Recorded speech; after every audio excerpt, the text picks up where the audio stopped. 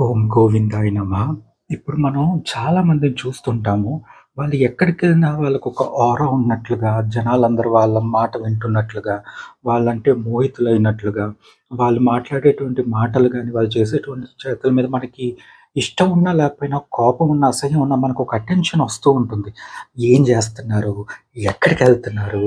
ఎలా కూర్చున్నారు? ఏం బట్టలేసుకున్నారు? ఏం మాట్లాడుతున్నారు? ఎవరితో మాట్లాడుతున్నారు? ఇట్లాంటివన్నీ గూడా మనకి కొంతమందికి అనిపిస్తా ఉంటది. అది అందరిని చూస్తే అనిపించదు. కొన్ని స్పెసిఫిక్ ఇండివిడ్యువల్స్‌ని చూస్తేనే అనిపిస్తది. అండ్ అది కూడా మనకి అనిపించినట్లుగానే మన పక్క వాళ్ళకి అనిపించకపోవచ్చు. లేకపోతే నాకొక మనిషిని చూస్తే, అరే! వీళ్ళు మాట్లాడుతున్నారే, వీళ్ళతో ఉండాలి అని అనిపిస్తూ ఉంటుంది. కానీ మా అన్నకో, మా తమ్ముడికో, మా మావయ్యలకో ఏముంది మామూలు మంచోడే కదా! ఏముంది పెద్ద ఇబ్బందేం లేదు. Normal morning in the crowd అన్నట్లుగా ఫీల్ అవుతూ ఉంటారు. కానీ ఇట్లా కొంతమందికి స్పెసిఫిక్‌గా వాళ్ళు ఎక్కడికి వెళ్ళినా కూడా వాళ్ళకంతా మంచే జరుగుతుంటుంది.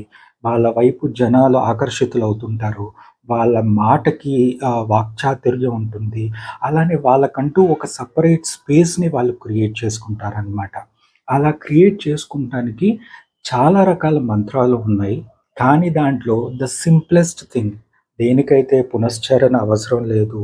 ఎక్కడైనా ఎట్లా చెప్పాలి ఆహ్, ఫారెస్ట్‌లోకి వెళ్లి పూజలు చేయాల్సిన అవసరం లేదు. ఇంకెక్కడికో ఎక్కడికో ఎళ్లి పూజలు చేయాల్సిన అవసరం లేదు. అండ్ దానాలివ్వాల్సిన అవసరం లేదు. అండ్ అలానే మనం కొంతమందేంటంటే పూజ తర్వాత హోమం చేయాలని చెప్తారు.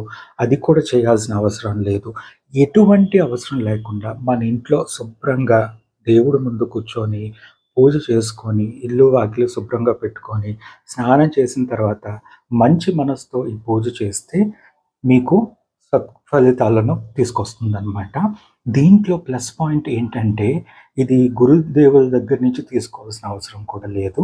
ఇది ఎవరైనా కూడా, ఎవరైనా చెప్పినా, ఎక్కడైనా చూసినా, ఎక్కడైనా చదువుకున్నా, ఎక్కడైనా విన్నా కూడా మనం పాటించొచ్చు. మనం ఆచరణలోకి తీసుకోవచ్చనమాట. వెరీ సింపుల్ మంత్రం. దీనిని పరమశివుడు నారద మహర్షికి చెప్పారనమాట. సో, మహాదేవుడు ఈ నారద మహర్షికి చెప్పినటువంటి ఈ యొక్క మూల మంత్రాన్ని మహాచింతామణి మంత్రంగా కూడా మనం అంటాము. కొంతమంది ఏమంటారంటే మహామంత్ర చింతామణి అంటారు. సింపుల్‌గా చెప్పాలంటే చింతామణి సాధన అని కూడా అంటారు.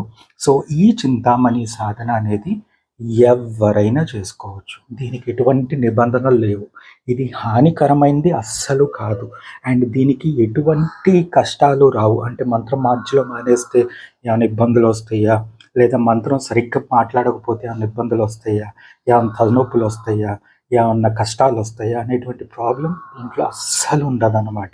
ఇది స్వయాన రాధాకృష్ణులకు సంబంధించినటువంటి మంత్రము.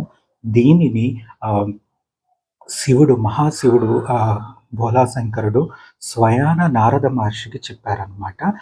లాంటి వారికి ఇటువంటి మంత్రము చాలా ఉపయోగపడుతది అన్నారు. అంటే ఈ మంత్రము కేవలం శివుడినే కాదు, విష్ణువుని కాదు, రాధాకృష్ణులను కూడా పూజించే వాళ్ళు చేసుకోవచ్చు. ఎందుకంటే కొంతమందికి కులదైవం వేరుగా ఉంటారు. వాళ్ళు పూజించే ఇంటి దైవం వేరుగా ఉంటారు.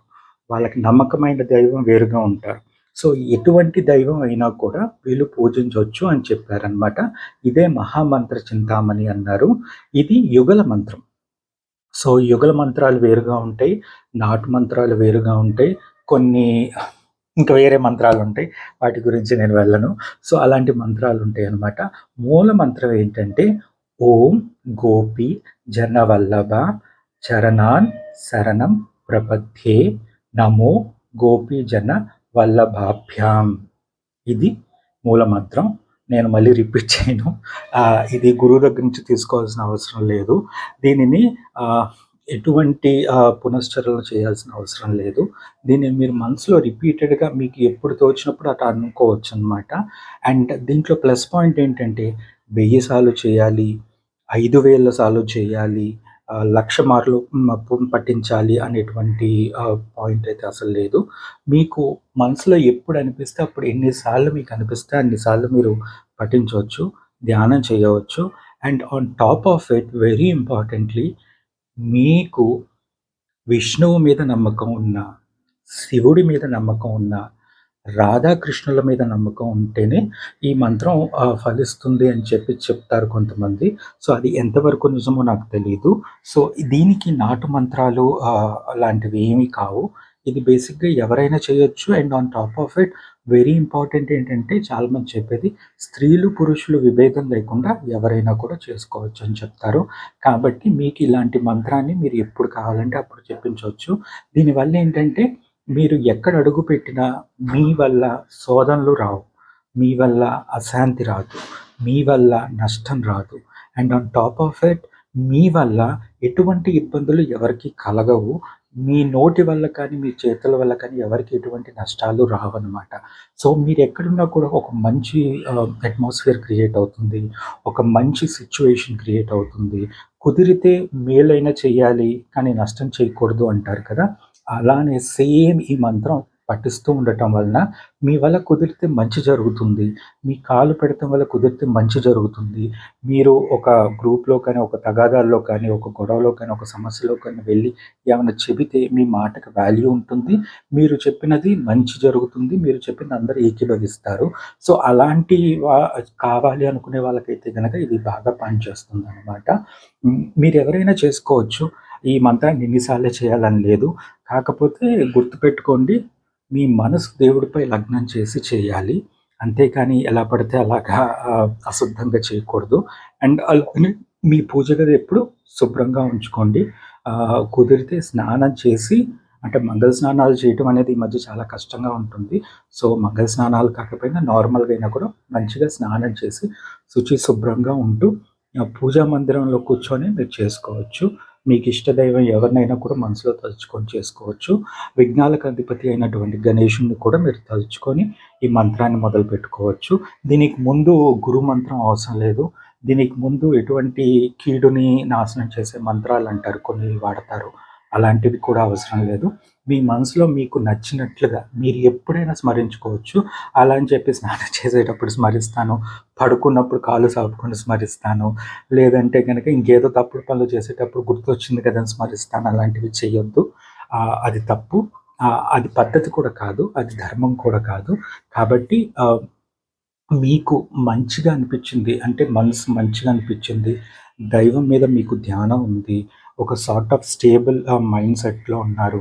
మీ మనసు ఎటువంటి ఆకర్షణలకు లోను కాకుండా ప్రశాంతంగా ఉంది అనుకున్న వాళ్ళు జనరల్‌గా ఈ మూల మంత్రాన్ని చేసుకోవచ్చు. అండ్ ఇది వచ్చి మహామంత్ర చింతామణి అనమాట. మీకు నచ్చితే గనక ఒక లైక్, షేర్, సబ్స్క్రైబ్ చేయండి. అండ్ ఇది నా ఫస్ట్ వీడియో. సో, ఈ వీడియోలో నేను ఎటువంటి తప్పులేమైనా చేసుంటే దయచేసి నాకు ఈమెయిల్ పెట్టండి. I'll try to correct myself. I'll try to see if I could revise something and give you a more effective videos from now onwards.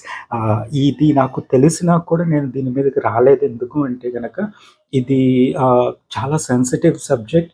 దీని గురించి పూర్తిగా అవగాహన ఉంటేనే మనం మాట్లాడాలి.